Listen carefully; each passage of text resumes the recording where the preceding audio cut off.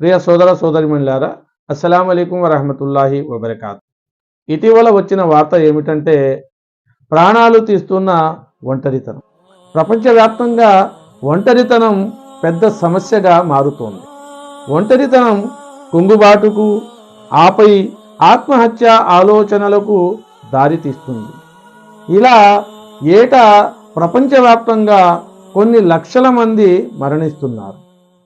ప్రపంచ ఆరోగ్య సంస్థకు చెందిన కమిషన్ ఆన్ సోషల్ కనెక్షన్ తన తాజా అంతర్జాతీయ నివేదికలో పేర్కొన్న గణాంకాలే ఇందుకు నిదర్శనం. ఆ నివేదిక ప్రకారం ప్రపంచవ్యాప్తంగా ప్రతి 6గురిలో ఒకరు ఒంటరితనంతో బాధపడుతున్నారు. ప్రతి గంటకు దాదాపు 100 మంది మరణిస్తున్నారు. ఏడాదికి 8.71 లక్షల మరణాలు నమోదు అవుతున్నాయి.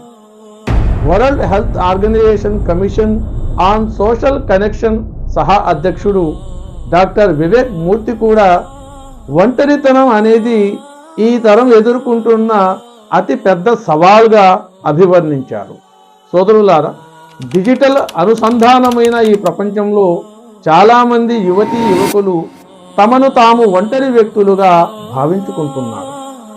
పెరుగుతున్న టెక్నాలజీని మన బలంగా మార్చుకోవాలి తప్ప బలహీనతగా మార్చుకోకూడదు. దీని ద్వారా ఒంటరితనాన్ని జయించగలం. మరొక అంశంతో మిమ్మల్ని మళ్ళీ కలిసే ప్రయత్నం చేస్తాను. అంతవరకు సెలవు. అస్సలాము అలైకుం వరహమతుల్లాహి వబరకాతుహు.